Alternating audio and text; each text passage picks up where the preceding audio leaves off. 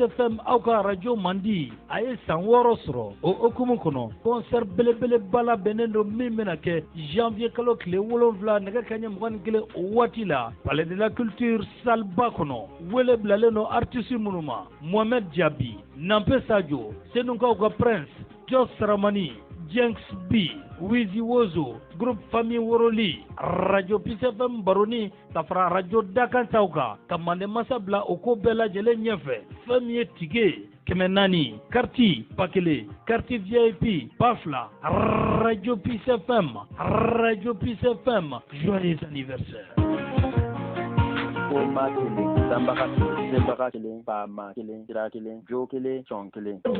je voudrais simplement dire que nous devons accepter de vivre africain. C'est la seule façon de vivre libre et de vivre digne. Je vous remercie, Monsieur le Président. La patrie ou la mort, nous vaincrons. Doni ne se wa o te sɔrɔ ni hakili sɛbɛga tɛ wa dɔni kɔfili de wuruki ye an ka layidu tɔn dilankumana an ye layidu min ta k'a fɔ hali n'a kɛra an min an n'a don a da pour que faso ka kuma bɔ an ye layidu min ta jamani ye ko ni tɔɔrɔ fɛn fɛn bɛ yen nɔ an bɛ sɔn a ma yaasa faso ka kuma bɔ yaasa jamani ka lafiya yaasa nɛɛma kana jamani kɔnɔ an bɛɛ an ye layidu min ta awa an bɛɛ o layidu ka jɔn de ye ka jɔ maya kɔrɔ an caman bɛ maya bɔ hɔrɔnya in n'a fɔra ko anw ka ta a tacogo yɛrɛ la an b'a ye ko doni de parce que si réellement l'égalité intellectuelle est tangible, l'Afrique devrait, sur des thèmes controversés, être capable d'accéder à la vérité par sa propre investigation intellectuelle. À l'école, on avait instauré quelque chose pour nous obliger à parler et à réfléchir en français. Si un de vos camarades vous surprenait à parler votre langue maternelle, en l'occurrence le Solofo, qui est ma langue maternelle, il vous dénonçait à l'instituteur et pour vous humilier, on vous accrochait un crâne d'âne. Femimbe ankobi odeka ombo glofia mina kono katambla arabuya mina kono otuma ninkele nazaro ka mina ambo fana kono ala ye cogo n'o ye sungu mari ye ko fo ango ye olu ka ye cogo la an bɛnba mɔlɔmaw de nɔ la bɛnba mɔlɔma minnu ka ɲɛnamaya ye cogo o ko a ma ko i mana jɔyɔrɔ sɔrɔ ɲɛnamaya in kɔrɔ cogo o cogo ko i k'a dɔn ko i bɛ wa mɔgɔ wɛrɛ bɛ n'i do kɛla o kalama tuma o tuma ko i ka ɲuman kɛ ka ɲuman fɔ ka juguman to o b'an ka ko ninnu caman lagosi ka kɛ setana ko de yala diinɛmɔgɔw fɛ fɛn fila de bɛ olu bolo ni o ye fɛn min faamuya u yɛrɛ bolo o ye ko ɲuman ye o b'o kɛ ala ta ye n'o ma fɛn min faamuya u yɛrɛ bolo o ye kojugu de ye o b'o kɛ setana ta ye olu kɛlen bɛ ka fɛnw tilan fila de ye ala ani setana o y'an ka boliko ninnu bila setana ko minɛn de kɔnɔ aw ni min ka farafinna lafiya nin fɛn saba de wali bɛrɛbɛrɛli wali ekɔli ani wali diinɛ minnu b'a kuma kɛ la diɲɛ baara fɔlɔ ye kuma de ye n'i ye kuma se sɔrɔ e bɛ fɛn bɛɛ se sɔrɔ n'i ma kuma se sɔrɔ e tɛ se foyi sɔrɔ hali minnu b'a fɔ ko an ka kuma dabila ka baara kɛ fili kuma don baara yɛrɛ fɔlɔ de ye kuma ye ni fɛn mun ma ɲɛfɔ o baara tɛ kɛ o la fɔ an ka kuma de o la kumakɛlaw hali bi a ye kuma a ye dɛmɛ don kumakɛlaw ma a ye dɛmɛ don o la kuma de ye diɲɛ supasima fɔlɔ an ka kuma ni kuma ma kɛ fɛn tɛ ɲɛ dɔn quoi o la hali bi damaga ka se di kumakɛlaw ma u nɛ sabati ma kelen damaga kelen sebaga kelen faama kelen sira kelen don kelen sɔn kelen u ko ne tɔgɔ Iruwafaya wara falen la ko ni tarawele wa daminɛ kolofinya walima ko Tombo kosɛbɛ Kamara aw bɛɛ lajɛlen fo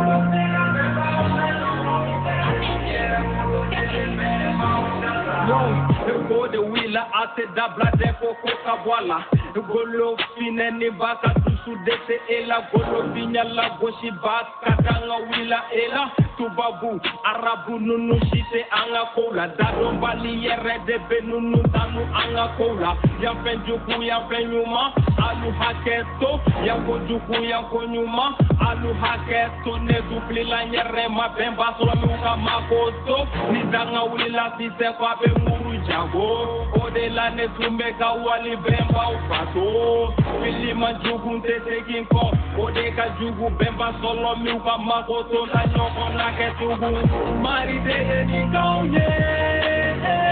Nile kaka ni aunye Hotep an bɛ jɛnsɛnda lamɛnbaga bɛɛ lajɛlen fo n'o ye Peace FM ye aw sɔgɔlen bɛ a ka jɛnsɛnda mandi de la n'o ye Peace FM ale bɛ sɔrɔ fiɲɛ finkin fanga min fɛ o de bi kɔnɔntɔn ani seegin murumuru seegin ni i sɔgɔ la i bɛ bɛn ni émission mɔlɔmanba in ye n'o de ye bɛnbaw mɔlɔmaw geren kɛnɛ kan ye n'o ye kamɛtiw ka émission ye min bɛ kɛ kɛnɛlon tumaren 18 na ka taa kundon tumaren 19 na n'o ye 18h 19h o la ni a y'aw sɔgɔ radio belebele in na aw bɛ bɛn ni émission ye émission min ni ale bɛ kuma farafinya a n'a kɔnɔkow de kan o la an sigira bi ka bɛn bi kɛnɛlon ma an bɛ bɛɛ lajɛlen fo tuguni minnu b'a ka an lajɛ kafa kɔgɛ sanfɛ n'o ye Facebook ye an ka senkola mɔlɔma min kɛlen don ka an bila o kan olu an ka foli b'u bɛɛ lajɛlen n'o ye Maze Cɛmusi Makun an ka senkola radio yɛrɛ senkolaba n'o ye Cheick ye an ka foli bɛ a ye ka foli lase lamɛnbaga bɛɛ lajɛlen ma Mali kɔnɔ ani Mali kɔ kan k'a fɔ aw bɛɛ kun sigilen bɛ k'a ka émission mandi min kɔnɔ ko an filɛ nin ye kɛnɛ kɔnɔ o la an bɛ don kuma kɔnɔ bi ni an bɛnbaw ka dafaɲɛw ye bari bi kelen kelen ne nin fɔra mɔgɔ min kɔ i bɛ mɛn ka a lakale o la an b'a fɔ o la ko ɲanfɛn ɲuman ɲanfɛn jugu den bɛɛ bɛ a fa nɔrɔ fa bɛɛ fana bɛ a faw de nɔrɔ siga tɛ min na an bɛ an bɛnba Sɔlɔmi Jansantaw de nɔ na ni tiɲɛ kɛra bɔnako la anw bɛ dɔw de nɔ na dɔw minnu ye baarabaw kɛ ka bila ni anw ka kan ka na o nɔ lase wa n'i y'a mɛn mirindi a bɛ dɔ de nɔ na o la an b'a fɔ ko an ka ɲɛ joli an ka ɲɛ saba ka kelen di san ma ka kelen di dugu ma ka kelen di bɛnba Sɔlɔmi Jansantaw ma olu ka se ni o ye o seyɔrɔ la ka se n'o ye danbagama fɛ yen nɔ ko ka minɛ don ma k'o kɛ gɔlɔ min ye k'o don anw golofindenw na k'an sɔn jumɛn na o de ye yili ka sebagaya ye bari bi ni se kelen don anw na se kelen don an na an yili de la n'o ye an hakili ye k'u ka an sɔn yili ka sebagaya la o la jiri jɔrɔ min ni complexe min ni kisikasa min b'an na o bɛ kɛ sababu ye k'o basi anw bɛ kɛ an yɛrɛ ye siga foyi t'a la an bɛna an sen da an bɛnbaw sen da nɔ na ka sabu kɛ mun ye anw bɛ wali bɛnba minnu kɔ ani u labatoli o de b'a to anw tɛ jaabi foyi sɔrɔ an ka kow la o tɛmɛnen kɔfɛ k'a fɔ ko ma de ye kelen ye o de ye danbagama ye ale de ye sebaga ye ale de ye fangama ye wa sira kelen min don a ye baara kɛ ani danni bɛɛ kɛra tɔɲɔni ma kɛ a kɔnɔ a kɛra baara ani kusanya de fɛ donc o sira kelen ko anw k'o de minɛ k'o tɔnɔbɔ anw bɛnbaw ye kurundu min dilan ka bɛn o ma sa o de bɛ bɛn sunkun kɔnɔ kurundu 42 ma k'an ka o sira kelen de minɛ k'o labato o kɔfɛ ko jo ye kelen de ye n'o ye an ka kɛta an tɛ malo min na an tɛ lebu min na fiyewu o de ye ko jo ye kelen ye ko sɔn o fana ye kelen de ye an ka malo an'an ka lebu n'an ka kumasuli bɛ sɔn de la k'an ka an yɛrɛ majanya sɔn sugu bɛɛ lajɛlen ma o tɛmɛnen kɔfɛ ka bɛn an ka kɛmɛti sanwala ma tahabɛt o tile 12 an b'o de la san kalo 5nan san 6250 ani 58 an b'o o de la kurukanfuga bɔra kɔfɛ 786 ka bɛn nɛnɛba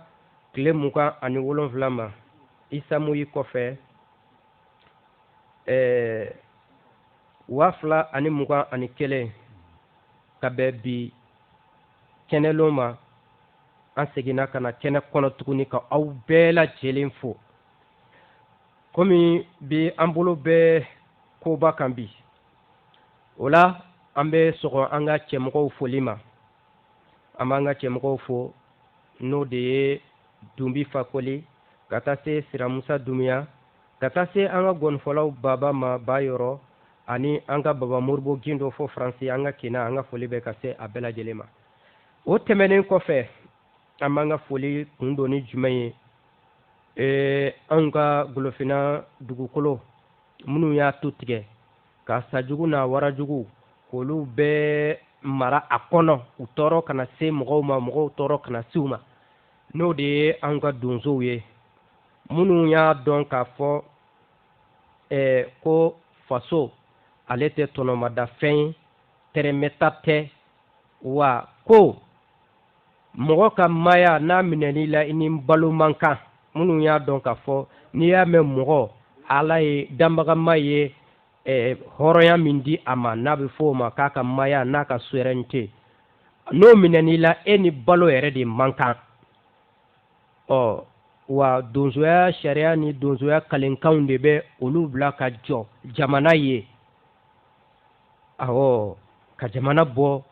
o wali jɔnya la wali jɔnya mariyalaw ni diinɛtigiw faralen ɲɔgɔn kan k'a fɔ u bɛ segin ka na tuguni ka dɔ fɔ kurakuraya n'o de ye ka golofina minɛ ka a ladon lajɔnyali kɔnɔ minnu wulila ka jɔ golofina n'o cɛ an b'u bɛɛ lajɛlen fo nka kɛrɛnkɛrɛnnenya na an bɛ an ka gberetigi fo n'o ye Isif Toloba ye fo Bayangara ka Mali donso bɛɛ lajɛlen fo a tɔgɔ la ka golofina donso bɛɛ lajɛlen fo a tɔgɔ la k'a fɔ ko jɔn tɛ foyi ye fo fɛn ale tɛ mɔgɔ ye dɛ ale ye fɛn de ye jɔntigi a ka d'a ye ka jɔn kɛ min ye a b'a k'o de bolo fɛn dɔ de don ten minnu wulila k'u jɔ k'a fɔ k'o ti kɛ an b'u fo k'a fɔ u y'u ka kɛta kɛ wa ko bɛnba sɔlɔ min b'u kɔ wa k'u dɛmɛ sukɔrɔw bɛɛ bɛ dugala u ye diɲɛ kɔnɔ mɔgɔ ɲuman bɛɛ mɔgɔya lafasalila bɛɛ bɛ dugala u ye k'a fɔ an bɛ damagama deli a ka u sudan ka u se juguw la ka u yɛlɛ juguw sanfɛ o tɛmɛnen kɔfɛ an b'an ka nantigiw fo minnu ye a dɔn ko olu bi dɔw de ka suma la k'olu fana ka kan ka jɔ faso ye o la an b'olu fana fo o la an ka bi kumada yan'an ka don kɔnɔ sa an bɛ foli lase an karamɔgɔ ma an'an ka mɔgɔ welelen n'o ye Kolokoto Himotep ye a ka jama bɛɛ lajɛlen fo an ka sɔrɔ ka don an ka bi kumada in kɔnɔ Kolokoto Himotep i ni sɛnɛ kɛnɛ kɔnɔ an ba i ni sɛnɛ karamɔgɔ banfɛlɛlɛ Setigi Tɛnti Keyita n ka foli bɛ lamɛnbaga bɛɛ lajɛlen k'an ka senkola Sɛki Sidibe k'a fɔ ka se an ka senkola min bɛ k'an bila ka fa kɔkɛ ka simali bolo ma n'o ye direct ye an bɛ Facebook kan direct la nin wagati la Wuyankili Kolokotoya page n'i y'a tapé le championnat de la révolution i bɛ page in ye i b'o don faransikan na championnat de la révolution o de ye Wuyankili Kolokotoya ye bamanankan na o la i y'a fɔ cogoya min na an bɛ samedi le 27 11 mars 2021 kɛmɛ ti san wala san 6258 a kalo 5nan tile 12 o san wala min ka kɔrɔ ni diɲɛ san wala bɛɛ san wala ni calendrier o san wala min ye diɲɛ san wala bɛɛ baju ye diɲɛ san wala bɛɛ bɔra o san wala mun na an b'o kalo 5nan tile 12 la n'o ye ta a bɛɛ ti ye o tɛmɛnen kɔ ka foli lase an ka donsow ma i b'a fɔ i y'a yira cogoya min na siga t'a la ka yiriw la k'a fɔ kan ka waa ma dɛ bawo k'u bɛ ka foroba nafa de makaran tan ko olu bɛ ka foroba nafa de makangan tan k'olu ka nin wuli ka jɔ u ka nin yɛrɛ di u ka nin sɛgɛdon in siga t'a la ko nin ye mɔgɔya mɔlɔ lafasali de ye mɔgɔya valeur kɔni nin y'o lafasali de ye o la ka fɔ an ka donsow ye k'u bolokɔrɔtalen don ka janbe sigi u kunna janbe de kurɔnnen ka yir'u la k'a fɔ siga t'a la ko benba sanu benba mɔlɔmaw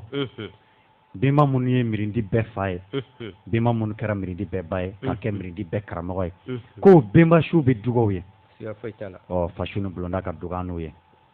donso fɔlen kɔ an ka nantigiw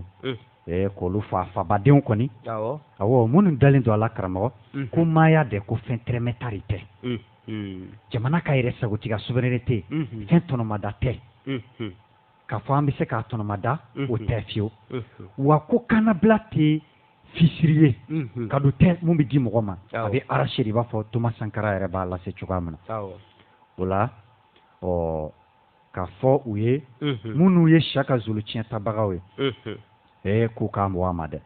minnu ye Sumaworo Kante Soso Nanki tiɲɛtabagaw ye k'u k'a wa ma an m'an ka nantigiw fɔ bɛɛ b'a mɛn o tɛmɛnen kɔfɛ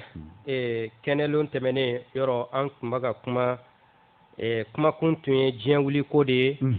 diɲɛ a fɔra ko diɲɛ min bɛ wele kitabu ninnu kɔnɔ diɲɛ in ma ye fiyewu n'a ma ɲɛ k'ale ma ye a fɔra k'a fɔ ale bɛ wuli kitabu in kɔnɔ walima o kitabu in kumakan dalen mɔgɔ min dalen bɛ o kumakan na a bɛ wuli hakili kɔnɔ a bɛ wuli e yɛrɛ hakili kɔnɔ ye siga t'o la nka bi an bɛna kuma min kan lɛra ninnu u ka fangamaya yɛrɛ sinsinnen bɛ o min kan bi na n'a o kawandilikanw n'o wajulukanw n'o sɛbɛnnikanw kɛra sababu ye ka golofinw yɛrɛ fili u yɛrɛ ma u t'u yɛrɛ dɔn fiyewu siga t'o la k'u bila u k'u yɛrɛ dɔgɔya ani k'u yɛrɛ nɛni sɛbɛnni minnu kɛra u ka o livre minnu kɔnɔ an da bɛna se o dɔ de ma bi n'o ye Firawuna ko ɲadɔgwɛ donc Faransikan la an ka bi Bema Mɔlɔmaw Gore kɛnɛ kan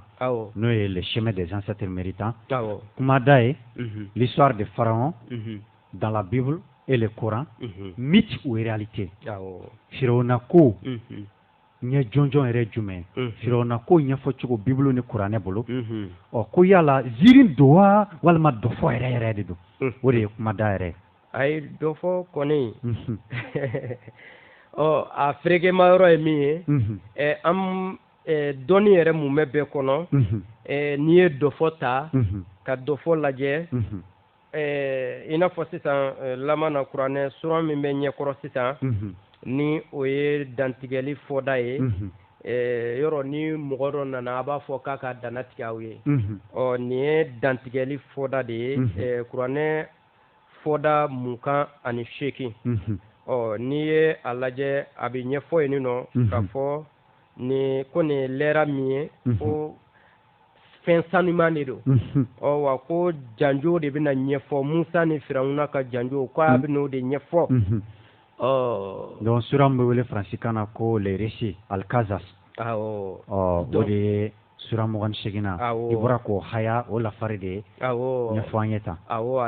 aya filanan o yɛrɛ de bɛna i n'a fɔ dɔfɔ yɛrɛ ɲɛfɔ sisan nka kabako yɛrɛ bɛ min dɔfɔ de ye histoire ye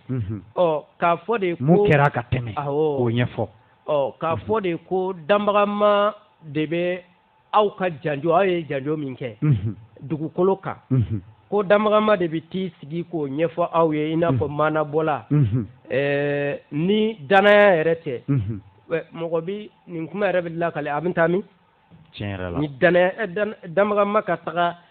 a ci bɛɛ ban ka na dɔfɔ dɔ ɲɛfɔ e ye ko mun kɛra ka sɔrɔ janjo in n'i ye mirindi o mirindi lajɛ a bɛɛ bɛ a ka janjo de sɛbɛ siga t'o la janjo lamara cogo bɛ mirindi bɛɛ bolo a ka dɔfɔ k'a latɛmɛ ɲɔgɔn ma de génération en génération kari kari ni an y'a bila o minɛn kɔnɔ n'i y'a lakale a bɛ se ka sɔsɔ nka nin na sisan olu yɛrɛ bolo n'u y'a fɔ ko danbagama de bɛ ka janjo in ɲɛfɔ a tɛ se ka sɔsɔ parce que munna kabako de don donc a fɔra olu ka lɛra de kɔnɔ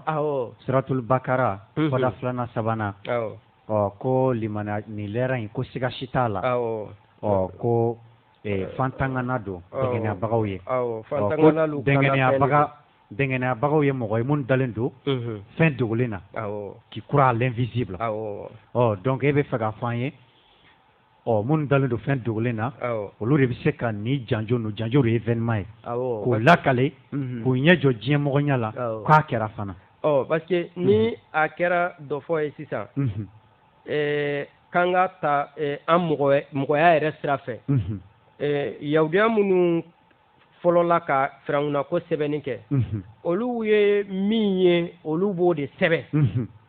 mais n'a a bɔra o kɔnɔ sisan k'a kɛ ko danbagama de sisan i bɛ mɔgɔ bɛ fɛn in kɔnɔ f'e de k'olu bɛɛ niyɔrɔ kuma kɛ siga t'o la bɔn sisan o bɛ faamu cogo di dɔ fɔ la aw minnu ye aw yɛrɛ ye ka Israɛlakaw ye aw b'a sɛbɛn de ani ne kɛra anw na a tɛmɛna tan de aw b'o sɛbɛn ni komi olu de ko Firawuna ka sɔrɔ ninnu yɛrɛ t'u yɛrɛ wele ko Firawuna u m'u yɛrɛ wele fiyewu ko Firawuna tile kelen nka komi jama de bɛ lamɛnni la jama ka se ka kuma ta fan faamu o la an b'a ye Firawunaw yɛrɛ fana ka sɛbɛnni nin ko in kan o de bɛ ta k'o lajɛ ka sɔrɔ k'o comparer k'a lajɛ n'o y'a sɔrɔ n'u ko olu de tun bɛ jɔnya la Firawunaw bolo o bɛ sɛgɛsɛgɛ cogo min na o ye u fila ka lakaleli ye ani tɔkɔrɔlɔndɔya ye n'o ye ka ko sɛgɛsɛgɛ dɔɔni ka minɛn kɔnɔ nka nin na e de kelen bɛ k'i yɛrɛ niyɔrɔ fɔ ka tila ka Firawunaw niyɔrɔ fɔ ka tila ka e yɛrɛ Ala niyɔrɔ fɔ ka Musa niyɔrɔ fɔ jama fɛn o fɛn minnu ye misinin dilan minnu ye nin fɛn ale de kelen bɛ ka bɛɛ niyɔrɔ fɔ bɔn dɔ fɔ kɔnɔ o tɛ faamu fiyewu ni i mana dankaniya kɔnɔ siga t'o la a nana a ko ale bɛna Firawuna ka janjo de ɲɛfɔ aya 3nan na Firawuna ni Musa ka janjo ko wa k'a bɛ ka min fɔ ko tiɲɛ de don dɛ awɔ ko wa k'a bɛ ka lakale mirindi lanayabaw de ye i y'a faamu wa minnu dalen don ale la a b'a ka a lakale olu de ye ko wa ko Firawuna ma dɔwɛrɛ kɛ koyi ko ka a yɛrɛ bonya aya 4 ko Firawuna ninnu ma dɔwɛrɛ kɛ ko k'u yɛrɛ bonya dugukolo kan donc Firawunaw y'u yɛrɛ bonya dugukolo kan donc ale bɛ na sisan ka mɔgɔ u y'u yɛrɛ bonya u ma dan o ma dɛ u y'u ta kɛ de ka Israɛlakaw cɛmanw k'olu kana tigɛ ka a musomanw to nka n'i ye fɛn in kalan ka taga ɲɛfɛ a bɛna taga ye an karamɔgɔ Lasine ko n'o y'a sɔrɔ denkɛw tun bɛ ka kana tigɛ ka musomanw to yen Musa u ko k'ale y'o kisi sa a ye Musa kisi mais Musa bi ci tuma min na a kɔrɔkɛ Musa y'a yɛrɛ kɔrɔkɛ ɲini ka fara a kan siga t'o la o kɛra Haruna kɔni awɔ a y'o ɲini ka fara a kan o tun ye denkɛ ye o dɔrɔn tɛ Musa yɛrɛ bolila ka bɔ n'i taara suratul Shuara la n'i taara o fana kɔnɔ i bɛ taga a ɲɛ sɔrɔ yen Musa bolila ka bɔ Égypte ka sabu kɛ Bani Israɛlaka dɔ ni dɔ tun bɛ Firawuna ka mɔgɔw k'olu tun bɛ kɛlɛ la o lafarali la Musa ye o Bani Israɛl Firawuna ka mɔgɔ in bugɔ k'a faga donc tile 2nan wɛrɛ tuguni o cɛ kelen Musa nana sɔrɔ o ni Firawuna ka mɔgɔ wɛrɛ bɛ kɛlɛ la donc o ye Musa wele ko na dɛmɛ d'u ma tuguni Musa nana Firawuna ka mɔgɔ in ko ko kuma ko bi k'i bɛna n bugɔ i ye o cɛ in bugɔ o don k'o faga i bɛna ne yɛrɛ bugɔ tuguni ka ne faga wa k'o kɛra ko cɛ dɔ mankan bɔra fanajan fɛ o fana ye Bani Israɛlaka ye a b'a k'a fɔ Musa ye ko dugu kotigiw b'a k'i ɲini ko ni min yɛrɛ ɲini ko i ye ko min kɛ k'o binbaw bɛna bɔ i la Musa bolila ka taa Madiyana bon denkɛ joli yera yan sisan tiɲɛ yɛrɛ la cayara denkɛ cayara yan Bani Israɛlakaw la dɛ a cayara tiɲɛ yɛrɛ la a dun sɛbɛnnen bɛ de k'u tun bɛ denkɛw faga de ko ka musomanw to yen o la a bɛna fɔ ko Ala de ye Musa kanu don Firawuna muso ni Firawuna yɛrɛ la k'o de kama o kisira o tuma an bɛ ɲininkali kɛ o den mun tɔ minnu fagara cɛw la o munna Ala m'olu kanu don olu ka kisi olu fagali bɛ mun ɲɛ ale ye n'o y'a sɔrɔ ale bɛ se k'u sauver i n'a fɔ a ye Musa sauver cogo min o den tɔw munna a m'olu fana hinɛ don olu ka kisi munna ɲininkali gɛlɛn ka tila k'a ye tuguni denkɛ wɛrɛw yera ye ka taga mais ko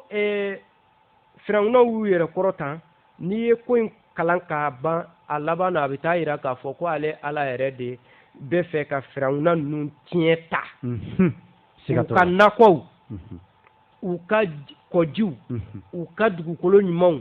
k'ale bɛ fɛ ale y'i kalanni min kɛ k'a fɔ a b'o tiɲɛ ta ni Musa ninnu kɛ o tiɲɛ tabaga ye k'o di a mirindi ma n'o ye Israɛlakaw ma ale yɛrɛ ka peuple voilà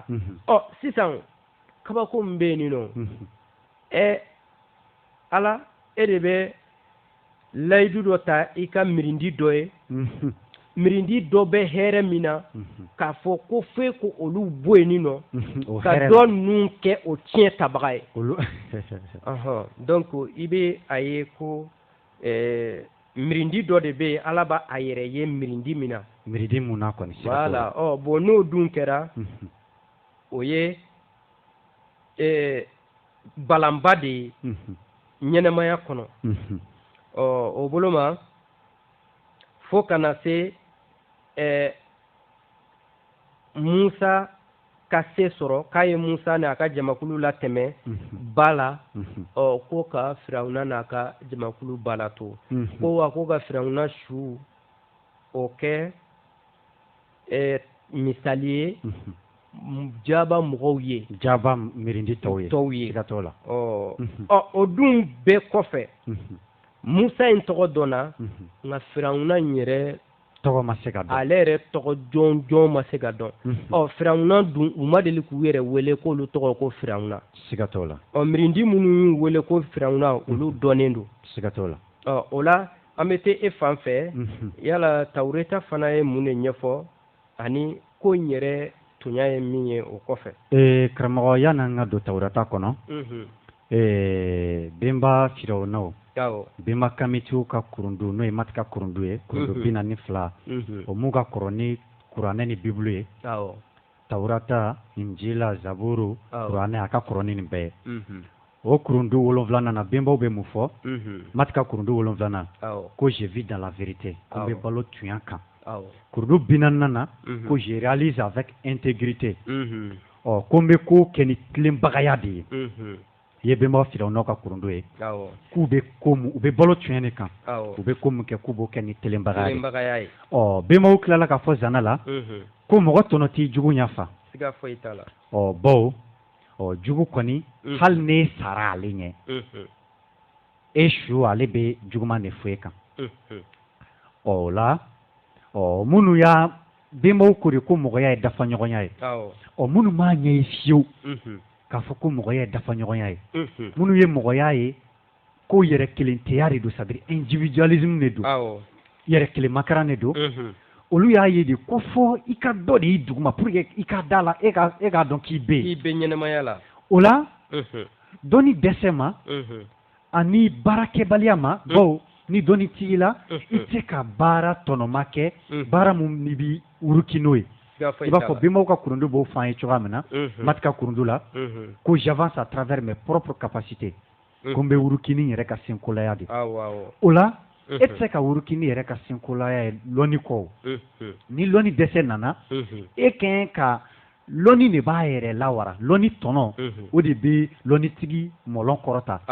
o de bɛ lɔnnitigi bolofɛn fana lawara a b'i b'a fɔ sisan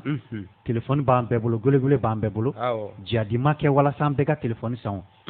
o i b'a ye de k'a fɔ k'a tɔnɔ b'i kan k'a san donc dɔnni bi ten ne ale de bɛ a yɛrɛ lawara ni dɔnni dɛsɛra e b'a fɔ de k'i b'i bingani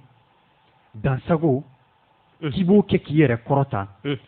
i b'i sigifilikanw fɔ ka papalikanw fɔ k'i bɛ mɔgɔw terroriser k'i da kɛ k'i yɛrɛ bila yɔrɔ min na i tɛ yɔrɔ min na ko ni mun ma sɔn o ma k'i bɛ tila k'o tigi kɛlɛ ka sɔrɔ olu ma mun faamu violence ti monopole ti mɔgɔ kelen bolo o de kama minnu ye a fɔ k'u b'u ka ko sinsin violence ka bingani kan an y'u yɛrɛ laban cogo u ka dɔ fɔ dɔnnen don u laban cogo dɔnnen don fɛn bɛɛ fɔ laban cogo ɲuman u yɛrɛ tilala ka mun da ɲɔgɔn kan m'o da mɔgɔ wɛrɛ kan hali sini o kelen de don a b'o cogoya de la o la n'i ye jateminɛ kɛ ni dɔ fɔ fɔra dɔ fɔ mago bɛ ko dama dɔ la kɛbaga kɛyɔrɔ ani kɛ wagati bon ni critère si ma vérifié kuranɛ ni bibulu ka dɔ fɔla kalelen na kɛrɛnkɛrɛnnenya la an bɛnbaw firawunaw kan anw kɛ yɛrɛma jugu ye bon an bɔra an sugu la fo an ma faden wɛrɛ ye an yɛrɛ la dugukolo in yɛrɛ kan ni an bɛnbaw tɛ bon anw de y'u bɔnsɔnw ye wa diɲɛ bɛɛ bɛ olu ka hɛrɛ de ninnu ma bibi na diɲɛ bɛɛ bɛ firawunaw de ninnu ma bibi na o la o dalu fɔlɔ an b'o bɔ u yɛrɛ ka livre kɔnɔ an bɛ taa komi kuranɛ ko k'ale nana bibulu de laseriya k'a nana tawurata ni injila ni zaburu laseriya an bɛ taa tawurata kɔnɔ tawurata exode n'o ye fundili lɛra ye o fɔda 7 o lafari 40 chapitre exode chapitre 7 an bɛ a chapitre 7 an bɛ au verset 3 ani 4 au verset 3 et 4 là, Israëlakaw ka Ala bɛ mun de fɔ. Voilà, Exode chapitre 7, verset 3 et 4. Ako et moi, j'endurcirai le cœur de Pharaon et je multiplierai mes signes et mes miracles dans le pays d'Égypte. Pharaon ne vous écoutera point. Je mettrai ma main sur l'Égypte. Je ferai sortir du pays d'Égypte mes armées, mon peuple, les enfants d'Israël, par de grands jugements. Ola, Israëlakaw ka Ala de filɛ k'a fɔ, c'est-à-dire ale yɛrɛ de ye Firawuna dusukun fiyɛ k'a girin walasa a kana sɔn. O la, ale kɛɲɛ ka ɲangata mun da u kan, ale b'o da u kan, ko ale bɛ a mirindi a ka sorimaden fanga, c'est-à-dire a ka sorimadenw n'o y'a ka armée ye ani a denw n'o ye Israëlakaw ye ko ale b'o olu labɔ Égypte. O la n'i ye nin dɔ fɔ ta k'a lajɛ o kɔfili nana kɛ jumɛn de ye ko a ye ɲangata gɛlɛn bɔ ni ɲɔgɔnma 10 de da Égyptikaw kan. O dɔ ye ko ka Égypte ji bɛɛ kɛ joli ye, o dɔ ye ko ka san bɛlɛnni jigin ka Égypte suman bɛɛ tiɲɛ, o dɔ ye ko ka tɔnw bila ka Égypte yiriw bɛɛ dun ka sumanw bɛɛ dun, o dɔ ye ko ka toruw bila ka fan bɛɛ labɔ, o dɔ ye ko ka san pɛrɛn yɛrɛ jigin, o dɔ ye ko a laban a tanna kɛra mun ye a y'i kale de ko ale bi Égypte bin fɛn fɛn bɛ yen bin fɔlɔ fɛn fɛn bɛ yen k'a b'a bɛɛ faga a ti da mɔgɔw ma ko hali Égyptikaw ka baganw olu den fɔlɔw bɛɛ bɛ faga a nɔfɛ. donc baganw ye mun de kɛ sisan. o de ye kabako ye o la o nana kɛ ko walasa Israëlakaw k'olu bɛɛ ka sagaden kelen walima ni min ma sagaden sɔrɔ badenni un veau ou bien un chèvreau ko k'o faga mun si bi san 1 na k'u ko o joli kɛ u ka daw kan k'o la k'ale kɛtɔ ka Égyptikaw denw faga k'a ta Firawuna na fo ka na se ko a ka baarakɛla ma k'o la ko n'ale ye joli ye da mun na ale bɛ pan o da kunna quoi a b'a ye ko o t'a la. donc ni sin ma kɛ yɔrɔ la ale t'a dɔn a ta u danfara ka bɔ ɲɔgɔn na. i y'a ye cogo di. o dɔfɔ kelen kɔnɔ a bɛna tila k'a lakale ko Israëlakaw k'u ye san 430 kɛ Égypte nka u bɛ bɔ Égypte don min na ko cɛw dutigi minnu tun bɛ sen na 600 000 hommes à pied mɔgɔ 600,000 minnu tun bɛ sen na o dɔrɔn. o tuma cɛ minnu tun bɛ ka kana tigɛ kuranɛ fɛ. y'a ye ko ye sa. cɛman minnu tun bɛ ka kana tigɛ. n'i ko i bɛ fɛn fɔ mun tɛ n'i ko i bɛ fɛn fɔ mun ma kɛ a bɛ kɛ tan de quoi jagoya i b'i yɛrɛ senna siri i b'i yɛrɛ marasa ka taa fɛ. olu dun bɛ na don min kama yɔrɔ Yakuba de ye Israël ye bon ale ni Ala de sira kɛlɛ la ka bɛn Bibulu ka ɲɛfɔli ma ale yɛrɛ Ala y'ale galaka kari nka Ala ma se ale la Ala bolitɔ de ale ye Ala bolo minɛ Ala de ko i tɔgɔ tɛ Yakuba ye k'i tɔgɔ ye Israël ye ale ni Ala de sira kɛlɛ la pour que a tɔgɔ ka kɛ Israël ye. O la ale n'a kɔrɛ mɔgɔ 70 walima mɔgɔ 72 olu de nana Égypte kɔngɔ fɛ. kɔngɔ fɛ kɔni olu ɲɛganbagatɔ de sera Égypte nka k'u bɛ segin don min kama ka bɛn Bibulu yɛrɛ ka ɲɛfɔli ma ko mɔgɔ sennamatigi dɔrɔn ko cɛ 600,000 nka ko olu si la sara wa i b'o faamu cogo di. o dɔfɔ kelen kɔnɔ u ni sanu kala olu de bɔra Égypte ɔ fɔ ko musa ni moïse ni ala taalen ɲɔgɔn ye la le dieu d'Israël ɔ f'u ye o sanu de fara ɲɔgɔn kan k'o dilan k'o kɛ misidenni ye ko k'o bato ɔ musa ye fɔ ala ye walale 2 mun di musa ma k'a ka na n'o ye les 2 tablettes a ko bibulu b'a fɔ de ko ala yɛrɛ de bolongɔni ala ye sɛbɛnni yɛrɛ de bolo ye sɛbɛnni kɛ o tablette ninnu kan o walalen ninnu kan ɔ nka musa dimibagatɔ o ci dugu la k'o bɛɛ kari-kari ka bɛn bibulu ka ɲɛfɔli ma ɔ fɔ ala tilala k'a fɔ k'a k'a dɔ wɛrɛ dilan ɔ ko ka taa n'o ye ale ka segin sɛbɛnni kan tuguni ɔ o dɔ fɔ kelen kɔnɔ ɔ ala dimi ko jugu le dieu d'Israël Israɛlakaw kɔrɔ a ko a b'u bɛɛ halaki ɔ musa de ko a ma ko a kan'o kɛ dɛ ɔ ko k'a ka i yɛrɛ lasegin joona c'est-à-dire a ka tubi joona ala yɛrɛ ka tubi bon ko égyptiens bɛna fɔ ko k'u bɔ Égypte ka na u di fagali ma k'a ka tubi a kana na o 2 kɛ dɛ k'a k'i miiri a de la ka layidu min ta Ibrahima ni Isaka ni Yakuba ye k'a k'i miiri o la a kana sɔn ni ɲɔgɔn ma dɛ i y'a ye cogo di ɔ nka ale y'o fɔ ala ye ɔ olu kɛlen ka misi bato ɔ a labanna k'a fɔ tuguni ko jɔn de ye ale fɛmɔgɔ ye jama mu farala ale kan ko bɛɛ ka t'i balima faga bɛɛ ka t'i mansa faga n'i fa ma fara ale kan i k'i fa faga n'i ba ma fara ale kan i k'i ba faga n'i den ma fara ale kan i k'i den faga n'i balima ma fara ale kan i k'i balima faga ko don kelen ka bɛn bibulu ka ɲɛfɔli ma don kelen mɔgɔ 3,000 bɔnɛra nin na ɔ ale ye kangari da ala ye k'u kana na halaki ɔ ale yɛrɛ de tilala k'u halaki tuguni ɔ i y'a ko ye cogo di ɔ yɔrɔ jumɛn na jɔn ni sanu kalawulu bi bɔ yen fo sanu yɛrɛ ka yɛlɛ ka kɛ misi ye ɔ i ye k'o ye o la nin bɛɛ fɔ k'u ye mun ye ka dɔ fɔ in yɛrɛ sɔsɔ min b'a kɔnɔ k'o yira bon n'i ye jateminɛ yɛrɛ kɛ yɔrɔ i bɔra k'a fɔ ka bɛn kuranɛ ka ɲɛfɔli ma bibulu de b'a lakale fɔlɔ ni kuranɛ bɛ segin o lakaleli kan musa ye mɔgɔ faga de kɛ ka boli et puis danfaraba de b'u ka dɔ fɔ ala kelen in de b'a k'a bɛɛ fɔ ala kelen de b'a bɛɛ fɔ ale kumakan de don mais danfaraba de b'u ni ɲɔgɔn cɛ mun bɛ mɔgɔ dabali ban musa mun ye mɔgɔ faga dɛ ale ye mɔgɔ faga minnu ka yɔrɔ la o musa kelen de seginna ka na k'ale cira olu ma et puis musa y'a fɔ a yɛrɛ depuis a ko musa ma ko n bɛ n'i ci firawuna ma musa y'a fɔ ale ko ale ye kungotɔ de ale ye jurumu kɛ ko n'a nana o kungo min o binbaw bɛna bɔ ale kan ce qui fait o b'a yira k'a fɔ firawuna ninnu kiiri tun bɛ yen mun bɛ mɔgɔ dabali ban musa ta in bi i b'a fɔ i bɛ ka den karim keyita bolilen min filɛ o ka segin ka na ko ala y'a ci maliyɛnw ma quoi ko maliyɛnw k'a k'a fɔ maliyɛnw ye ko maliyɛnw ka yuruku dabila quoi donc a n'o bɛɛ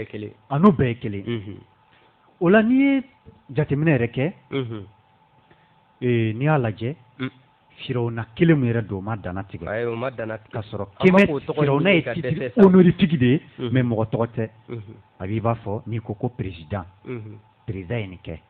n'i ko président yɔrɔ o ti mɔgɔ tɔgɔ ye o ye titre honorifique de ye ɔ firawuna ko y'o de wa kemetikaw yɛrɛ m'u yɛrɛ wele ko firawuna dɛ gɛrɛkiw ka tɔgɔ de ye firawuna in ye olu ma se ka Égypte kan mun fɔ ɔ n'o ye olu nana Memphis Memphis kɛmɛti tɔgɔ yɛrɛ Mennefer temple mun tun bɛ yen kɛmɛtika tun b'a fɔ a ma ko Ukapta mari taara yɔrɔ walima mari lasɔrɔ yɔrɔ mari bato yɔrɔ olu y'o déformé k'o kɛ Aegyptos ye ka laban ko o de nana yɛlɛma k'a kɛ Égypte ye ɔ bon Égypte ka tun bɛ palais masakɛ ka palais dɛ o de ye pharaon ye ko Égypte ka na ko Pérea le palais royal an k'o ma bamanankan na ko kube est-ce que y'a faamuya a b'a fɔ kuluba bɛ cogoya min na donc gɛrɛkiw y'o o kumaden de déformé ko pharaon n'o tɛ kɛmɛtikaw tun b'u ka faamaw wele de ko Nesu hali sisan Nasu tɔgɔw b'an fɛ yan Mesu tɔgɔw b'an fɛ yan faama de ko don o la n'i ye jateminɛ kɛ fana u nana mun yira ko an nana fɔ ko komi firawuna tɔgɔ ma fɔ dɔ fɔ du mago bɛ a kɛ wagati ka fɔ a kɛ yɔrɔ ka dɔn a kɛ kuma ka fɔ firawunaw dun minnu ka kɔrɔ ni musa ye panw bon u nana laban k'a fɔ ko musa ka janjo k'a kɛra faga dɔ kɛ 13nan de kɔnɔ u nana dɔw ko k'a ni siècle 13 isa moyi ɲɛ avant jésus christ dɔw ko k'a ni ramsès bonba ramsès de ramsès le grand k'a n'o tile bɛnna an ko faraw minnu ka kɔrɔ ni ramsès ye san yirika caman olu ka janjow dɔnnen don ka daminɛ narmer la ale mun ye kurufa yɛrɛ c'est-à-dire Kemet en tant que fédération ale mun y'a fama fɔlɔ ye mansalaw tun bɛ wurayamu tun bɛ yen nka ka wurayamu bɛɛ fara ɲɔgɔn kan ka tɔgɔ kɛ ko sema taroye narmer de y'o kɛ narimari a Kemet a farafin tɔgɔ ye narimari ye o kɛra san 350 isa moyi ɲɛ moins 3150 ans o la k'a kɛ ko sema taroye l'union des deux terres k'o kɛ état 42 la première fédération de l'histoire de l'humanité a b'a fɔ état i b'a fɔ les États-Unis d'Amérique bɛ cogoya min na o ɲɔgɔn na état 42 k'a wele ko Tadjézer k'a wele ko Kemet Tadjézer ko kɛnɛ sanu la terre sainte k'a wele ko Kemet ko farafinw ka dugu faraw minnu kɔnna ale ɲɛ o san yirika janw na olu ka janjow dɔnnen don Ramsès yɛrɛ wolo wagati dɔnnen don a wolola san 1304 na isa moyi ɲɛ moins 1304 a soma yɛlɛmana moins 1213 san 2213 isa moyi ɲɛ a ye san 91 balo a sigira masaya la a si san 25 a ye san 66 kɛ masaya la famaya la a soma yɛlɛmana k'a si to san 91 na an ko u ka musa moyi wagati a wolo wagati fɔ an ye k'a sa wagati fɔ an ye an ka sɔrɔ ka analogie kɛ o su yɛrɛ ma ye o Ramsès o tilala ka na fɔ ko kuranɛ b'a la kale ko ale de y'a su lamara ko k'a kɛ yilimasere ye k'a kɛ misali ye kɔmɔgɔw ɲɛ nka livre in sɛbɛnbagaw tun t'a dɔn ko sumalamara yɛrɛ de ye tun ye farafin ka laada ye donc sulaja n'o ye o tuma la momification i b'a ye Ramsès yɛrɛ fa yɛrɛ o lamara cogo ɲɛna Ramsès petit premier ale yɛrɛ tɔgɔ dalen don a mɔkɛ min na n'o ye Ramsès ye o bɛ yen ale demirɛn ta ka se fɛrɛw minnu kɔnna ale ɲɛ olu bɛɛ bɛ yen olu bɛɛ su bɛ yen bon aw nana fɔ ko olu ka kɔrɔ ni Ramsès o dun ma ye ji la Ramsès yɛrɛ tɔgɔ ko Aramesu Meri Amon a tɔgɔ kɔrɔ de ko Aramesu a farafin tɔgɔ yɛrɛ de Aramesu ye ko Mari y'a kanu Amon y'a kanu Aramesu Amun walima Amon walima Ama l'a apprécié halisa meri tɔgɔ b'an fɛ yan i bɛ numeri ye ka na meri ye ka ma meri ye ainsi de suite meri ye kanu ye hali sisan kanu tɔgɔw bɛ ka da an fɛ yan an ka Égypte tɔgɔ kɔrɔkɔrɔbaw de don Ramsès tɔgɔ de ko meri Aramesu Meri Amon ko Mari de y'a kanu n'a fɔra ko Musa de taara ala ko ɲɛfɔ o kelen ye tuguni yɔrɔ kabako dan don yɔrɔ firawunaw bɛnbaw ka sɛbɛnni sɛbɛnni yɛrɛ tɔgɔ ye ko Medunetcher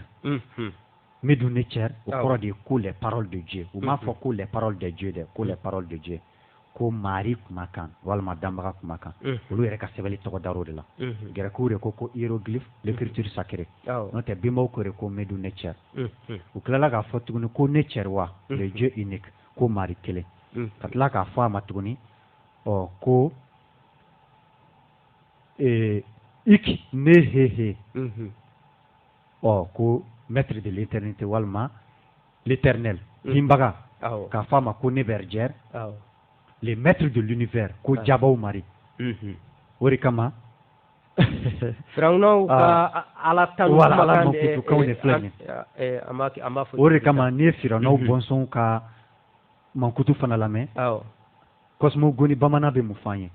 ko n'i ma Mari dɔn k'i k'a fɔ a ma ko Maba walima Mari le grand maître ko n'i tɛ so la k'i k'a fɔ ko bɛɛma bɛɛ tigi ko n'i tɛ so la k'i k'a fɔ ko fɛn kelen danbali la seule chose incréée ko n'i tɛ so la k'i k'a fɔ a ma ko dunba kɔrɔbɔbali la profondeur insondable kɔmɔ y'an kalan o la ko kɔmɔ ka dugu an ye senko la an bilasira lasereyali dɔ an bɛ tɛmɛ n'o ye. Le British Museum recèle de véritables trésors sur les civilisations anciennes, sauf apparemment sur les Israélites. Jonathan, je viens de parcourir le musée et je n'ai pas vu grand-chose concernant la grande histoire de l'ancien Israël.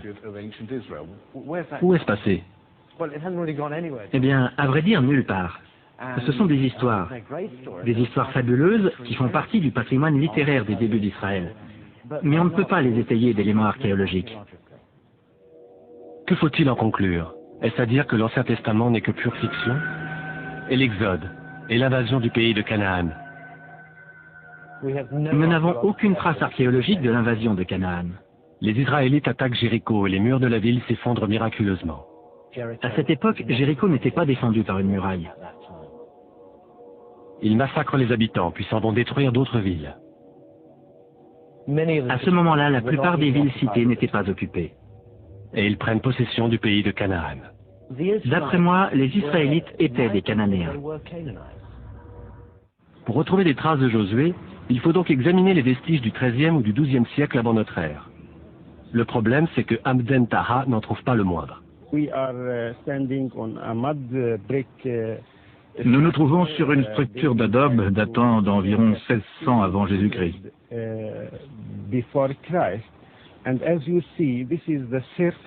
Et ce que vous voyez là est le sommet du tel, ce qui signifie que le site a été abandonné à la fin du XVIe siècle et n'a pas été réoccupé ensuite.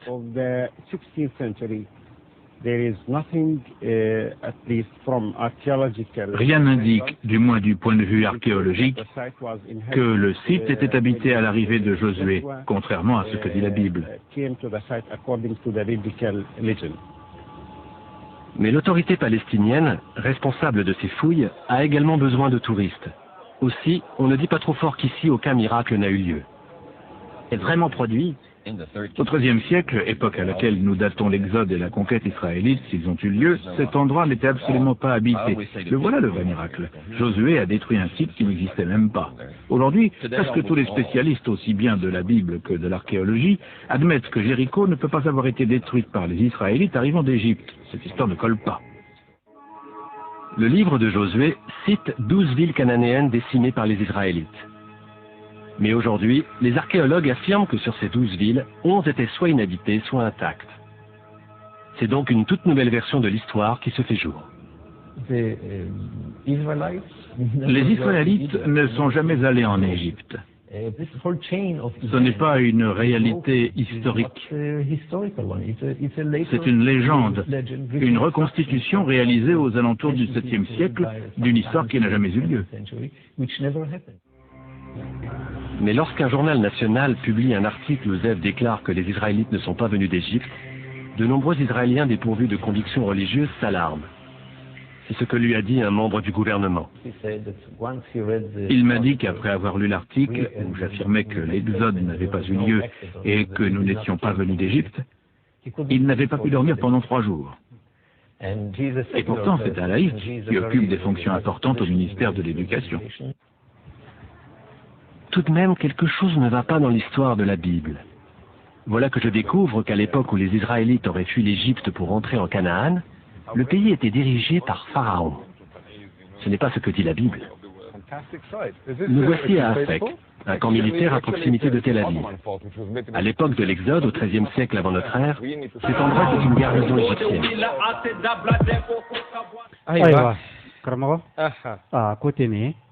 Ni ye bɛnbaw i b'a dɔn karamɔgɔ dɛ bɛnbaw ka kurundu 17nan in dɛ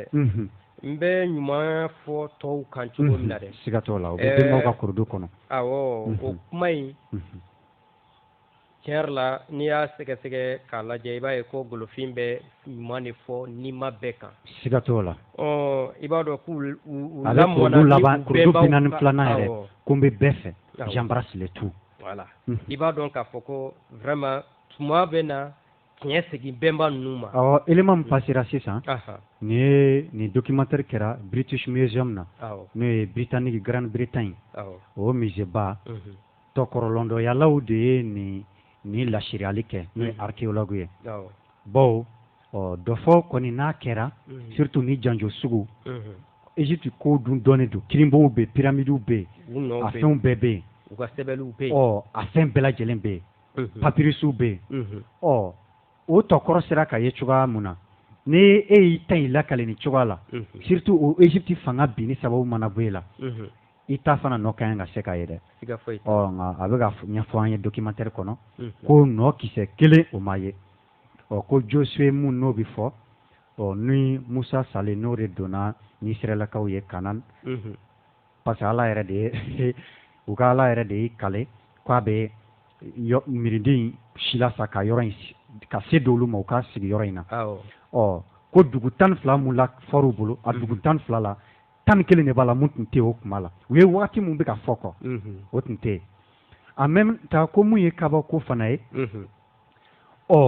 ko komi wari de bɛ sɔrɔ a la parce que touristes de bɛ taa kofabɔlaw de bɛ taa ko u ti sɔn k'a fɔ mɔgɔw ye ko k'a ma kɛ quoi u b'u da de o kan o de kama tirinina dɔ ale yɛrɛ ye juif ye hébreu ye quoi ale ye sɛbɛnni kɛ nin ko kan ko Israël kolatigɛ dɔ ko k'ale kɛlen ka journal in kalan k'ale tile 3 de kɛ ale ma se ka sunɔgɔ ko n'a fɔra ko olu ka ko in tɛ tiɲɛ k'ale tile 3 de kɛ ale ma se ka sunɔgɔ bon mun fana bɛ mɔgɔ dabali ban documentaire kɔnɔ a bɛ yira k'a fɔ yɔrɔ min bɛ ka fɔ olu bolo ko Joseph ye yen conquis ka sigi Israëlakaw taara yen o tun bɛ Égypte de ka mara kɔnɔ wagati la Kanani kɔnɔ o tun ye Égypte province dɔ de c'est à dire Hyksos kɛlen ka na Égypte attaquer Égyptiens kɛlen k'u ka indépendance sɔrɔ o kɔfɛ Égyptiens ye poste avancé sigi o yɔrɔ ninnu la quoi donc Firawunaw Kemet faamaw ka base u ka daga de tun sigilen don o yɔrɔ la yen donc wa farafinw de tun bɛ yen fana bon a b'i b'a fɔ ni mɔgɔ min ko sisan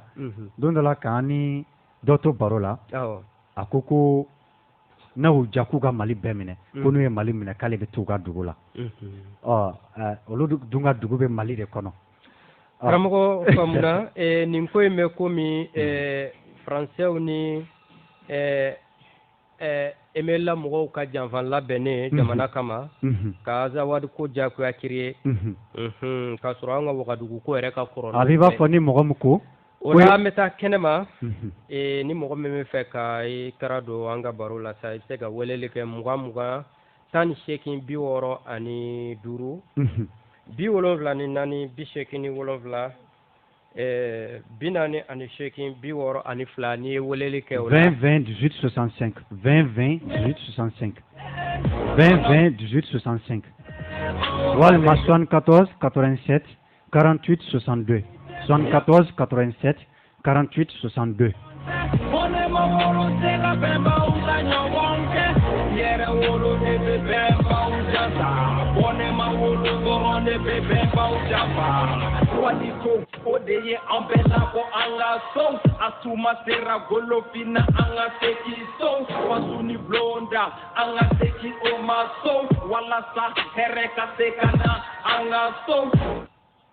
Ayiwa karamɔgɔ ni jɔ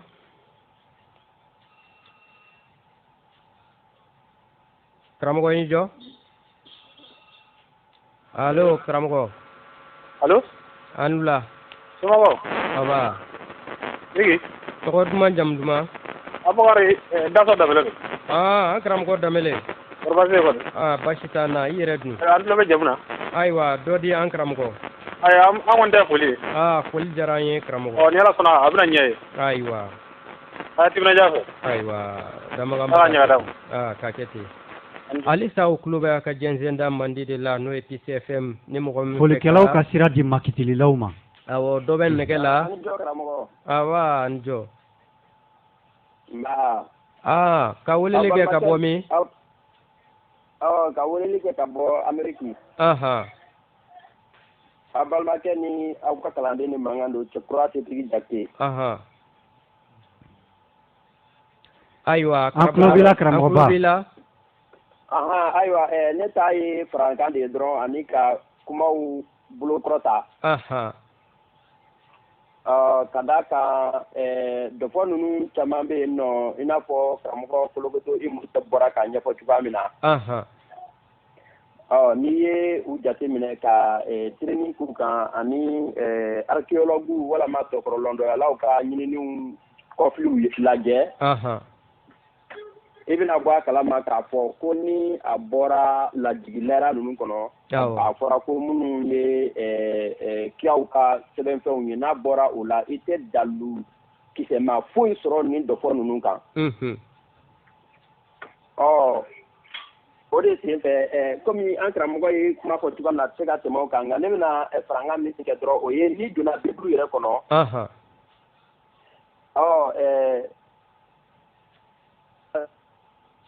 ani yawudaw ka dayɔrɔ fana dɔ bɛ yen nɔ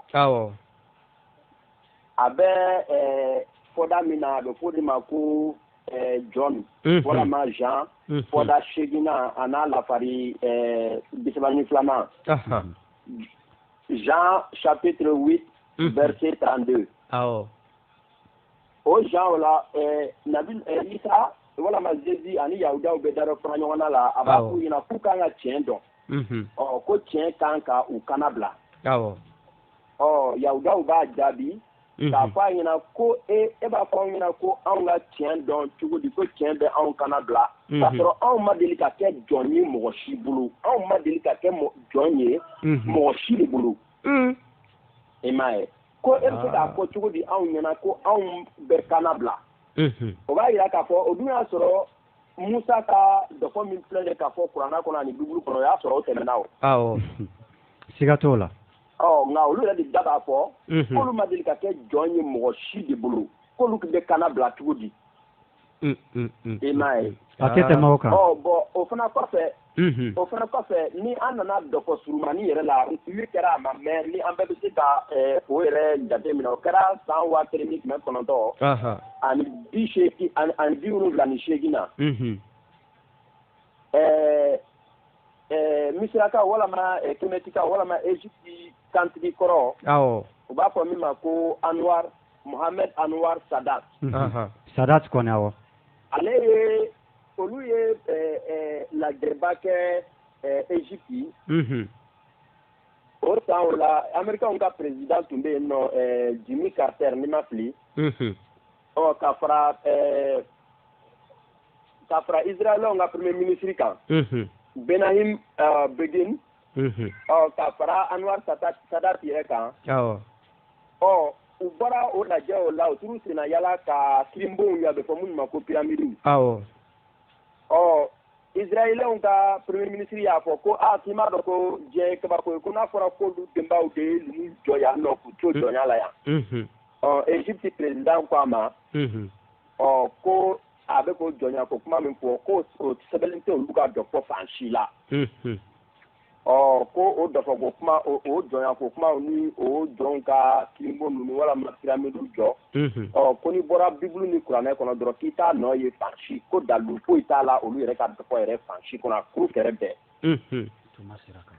i bɛna ye k'a fɔ ko dun kɛra minnu ka kɔrɔ ni Musa ko ye o bɛɛ sɛbɛnlen don o bɛɛ ɲɛdɔnlen don o b'olu ka dɔfɔ kɔnɔ ayiwa karamɔgɔ tuma sera dɛ basugu cogoya la tan mun ko nɔ t'o la olu ka dɔfɔ kɔnɔ a bolo fana ma nɔ t'a la karamɔgɔ bɛ mɔgɔ de b'ale ban kosɛbɛ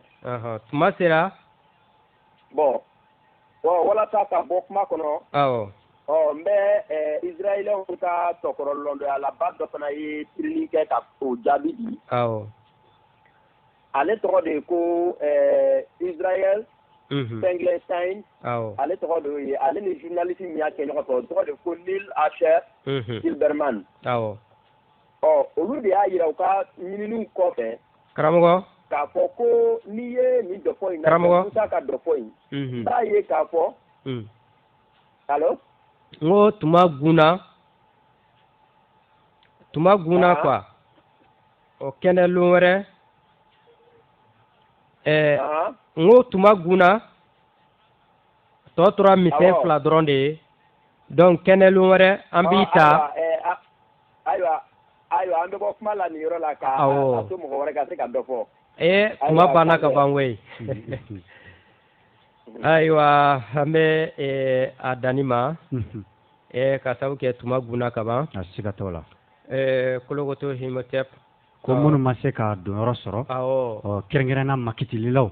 minnu bɛ fɛ ka n ka fɔtaw makiti k'u ka an mago to awɔ ko an bɛ bɛn a ɲɔgɔn wɛrɛ ma kɛnɛlon wɛrɛ ka foli lase lamɛnbaga bɛɛ lajɛlen ma ka hakililajɛ kɛ ka fɔ an ka arajo n'o ye Peace FM ye anniversaire bɛ le 7 janvier 2022 a ko kɔni tɛ kɛ basi ye k'a n'a bɛ dɛsɛ bɛɛ lajɛlen welelen don a kɛnɛ kan mun se ye mun ye o ko k'a ko la o la ka bɔ kuma kɔniyɔrɔ la ko siga t'a la an mɔgɔ ɲinina tɛ an yɛrɛ ɲinina de don yɛrɛ ɲini kun ye ka se k'an jɔ an kolo la ka se ka wuruki sira jɔn ta o tɛ se ka kɛ k'an hakili to bolo la fiyewu tant an ka dɔ fɔ dun marasale don k'a ɲɛ kɛ k'a ɲagami anw hakili de bɛ to bolo la ko yaman dɔgɔn hɔtɛp ayiwa o la an bɛ foli lase bɛɛ lajɛlen ma an ka senko la chef an bɛ a fo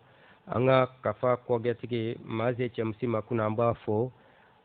ka Mali kɔnɔ ani Mali kɔnɔ kɔ kan minnu tun bɛ lamɛnni la an bɛ bɛɛ lajɛlen fo k'a fɔ ko k'an bɛn kɛnɛlon wɛrɛ